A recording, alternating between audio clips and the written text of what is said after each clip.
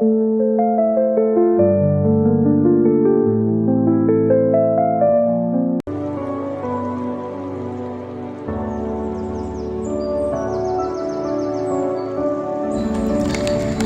tengah derasnya arus globalisasi yang membawa perubahan cepat dalam berbagai aspek kehidupan, identitas kita sebagai bangsa seringkali terancam. Pancasila sebagai dasar negara kita bukan hanya sekadar semboyan, tetapi merupakan pilar yang mengikat kita dalam keberagaman.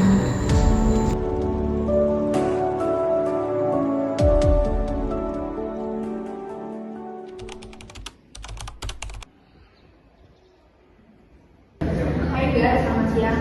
Nah, jadi hari ini kita akan membahas Pancasila. Kalian tahu nggak sih di tengah era globalisasi yang makin kali ini, jadi Pancasila itu menjadi pedoman untuk kita.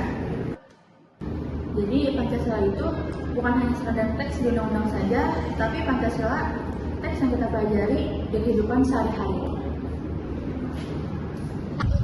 Globalisasi bikin kita harus siap dengan perubahan, tapi kita nggak boleh lupa sama identitas kita. Pancasila itu penting banget.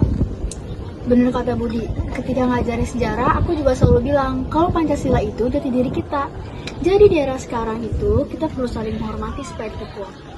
Sebagai pengusaha, aku ngerasa banyak barang asing masuk.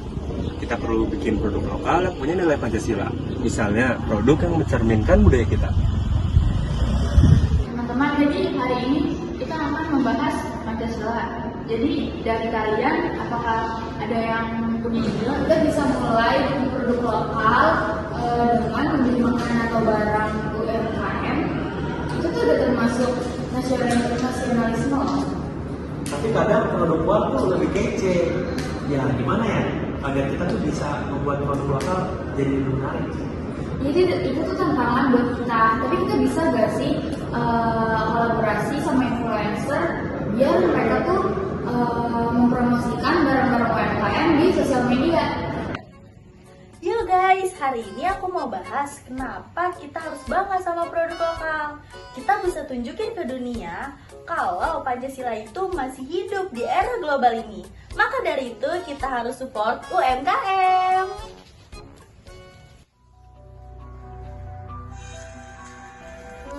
Lihat berita ini, budaya kita sepertinya terancam budaya luar.